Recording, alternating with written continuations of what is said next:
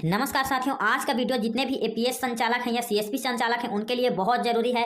अगर आप पे near by, spice money, DigiPay जैसे बहुत सारे एपीएस कंपनी है जैसे कि रेपी पे, फिनो पेमेंट बैंक, आपका एयरटेल पेमेंट बैंक हो गया, ऐसे बैंकों का आप सीएसपी चलाते हैं या फिर कोई भी कंपनी का आपके पास में एपीएस है और आप उससे पैसे निकालने का काम कर रहे हैं, पैसे भेजने का काम कर रहे हैं, या फिर आप किसी का बैलेंस इंक्वायरी कर रहे हैं, या जैसे कि आप कोई भी एपीएस से रिलेटेड काम कर रहे हैं, तो आपको जेल हो सकती है और आपको 2 लाख रुपए का जुर्माना भी हो सकता है और आपका जो सेंटर है वो जब्त भी हो सकता है। तो उसके लिए आपको वीडियो को पूरा देखना पड़ेगा। मैं आपको बताऊंगा किन किन सावधानी से आपको बचना है और अगर आप इस सब गलती को कर चुके हैं तो आपको क्या सजा हो सकती है और क्या प्रॉब्लम आपको फ्यूचर में आने वाला है, और वो सब चीज़ अब 2023 में लागू भी हो जाएगी। तो उसके लिए वीडियो को पूरा देखना है और जितने साथियों हैं उनके पास में इस वीडियो को शेयर भी करना है।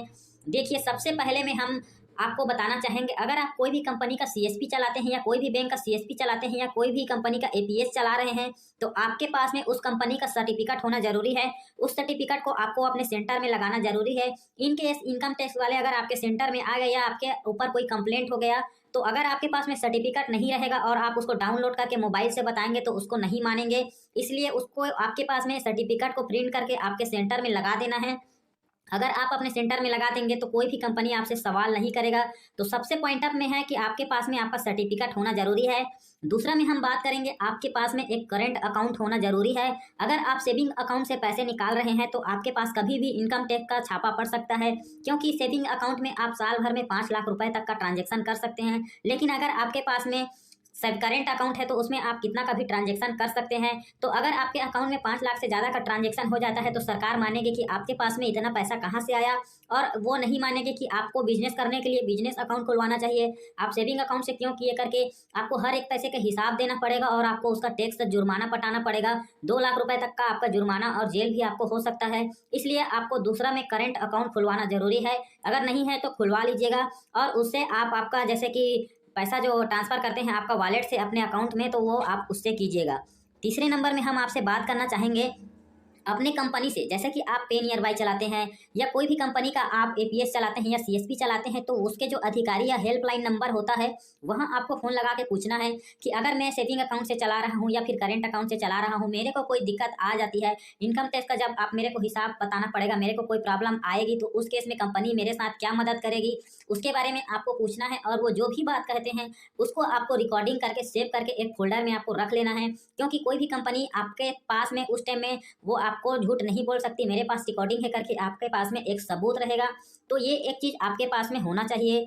चौथे नंबर में हम बात करेंगे, आपके पास में एक रजिस्टर होना चाहिए। जैसे कि किसी भी व्यक्ति का अगर आप पैसा निकालते हैं तो उसमें उसका नाम, उसका मोबाइल नंबर, उसका आधार कार्ड का नंबर, कौन से डेट में पैसे निकाले और कितना पैसा निकाले, और ये सब चीज़ आपको रजिस्टर में लिख के रखना है। अगर आप नहीं लिख के रखते हैं तो अगर आपके पास में इनकम टैक्स में जब आपको वहाँ पे बताना पड़ेगा तो आपके पास में कोई सबूत नहीं रहेगा, तो सबका जुर्माना आप ही को पटाना पड़ेगा। तो अगर आपके पास रजिस्टर रहेगा तो आपको कोई प्रॉब्लम नहीं आएगी। और कई बार ऐसे भी होता है कि कोई कस्टमर आपको फंसाना चाहेगा तो आपको फंसा सकता है, मैं तो पैसा निकाला ही नहीं हूँ, मेरा फिंगर का क्लोन करके मेरा पैसा निकाल लिया है करके आपको फंसा सकता है।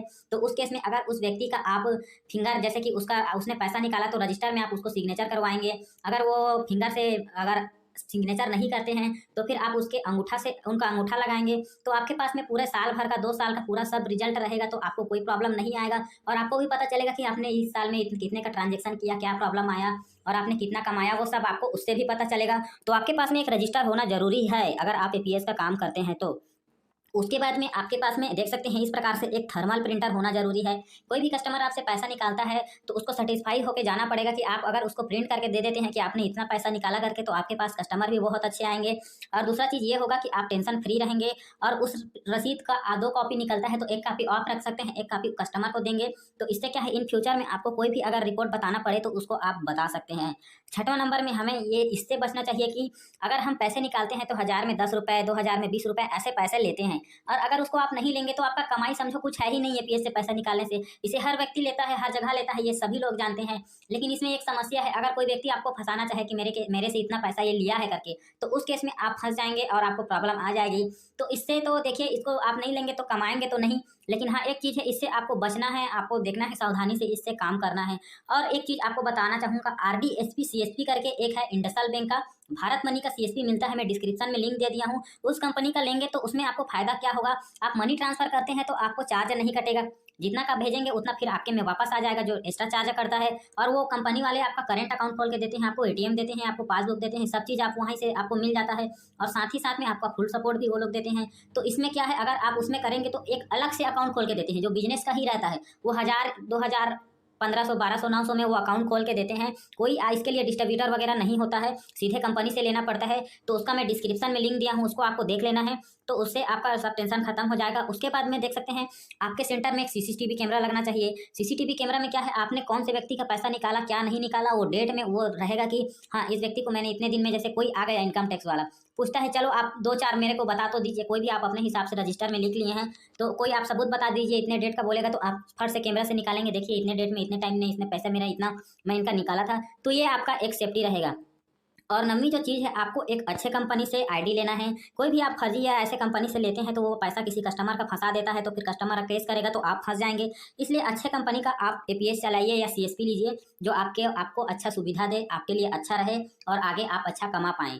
10वें नंबर में है आरबीआई के गाइडलाइन हमेशा आते रहता है, तो उसके हिसाब से ही आपको काम करना है। अगर आप अपने हिसाब से 10 प्रकार का गलत काम करना चालू करेंगे तो आप फंस जाएंगे। किसी भी कस्टमर का आप ज़्यादा पैसा निकाल लेते हैं तो आपको जेल भी हो सकती है, तो इससे आपको बचना चाहिए। तो दोस्तों, अगर आप एपीएस चलाते हैं कोई भी कंपनी के, तो इन 10 चीज़ों को आपको बहुत ज़रूरी रखना चाहिए। और इस वीडियो को आप सभी भाइयों के पास शेयर कर दीजिएगा। क्यों, अगर आप शेयर कर देंगे तो ये सभी जानकारी उनको मिल जाएंगी, तो वो क्या है, उनको छापा पड़ने से बच सकते हैं, उनको जेल होने से बच सकता है, उनका जो सीएसपी या उनका सेंटर है वो जब्त होने से बच सकता है। तो ऐसे ही वीडियो देखने के लिए मेरे चैनल को सब्सक्राइब कर लीजिए और वीडियो को लाइक कर अपने सभी साथियों के साथ शेयर जरूर कीजिएगा।